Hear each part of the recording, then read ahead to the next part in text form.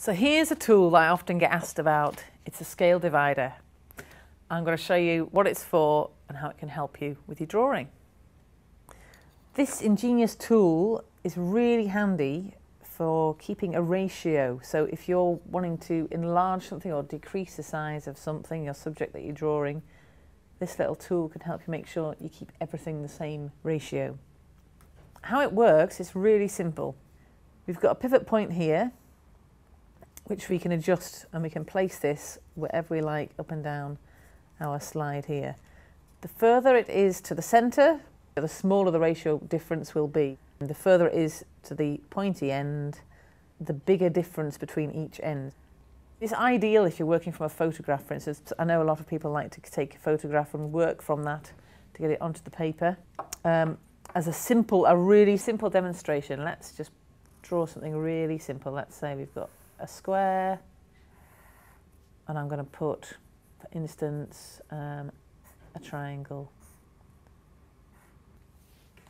Right, so if we wanted to accurately measure this square and place it or enlarge it to fit the paper we were working on, we just take our scale divider, we take the shorter end, and we measure the length of the top edge of the square. Then all I'm going to do is flip that over, and this is our new measurement. So I'm going to place that down. That is the measurement of the top of our square. Okay, I've marked that on the paper. We'll go back to the small measurement, and then we'll just bring that in till we measure the shorter edge of the I'm saying square, it's a rectangle. Okay, the shorter edge of the rectangle. We'll swap that over, and then we've got the new size of that edge. I know I didn't do a particularly good job at keeping things square, so let's measure it and see what happens. We'll go in there. And then the final one, same again. Yeah. Well, that's actually what I'm going to do now.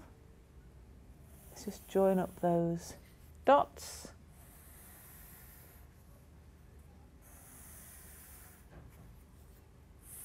There we go. It's even got the wonky line, see? Look how accurate we are. Okay, so then I can look into this. Okay, if I want to place that triangle, let's have a look. I know it's going to be a certain distance from the edge.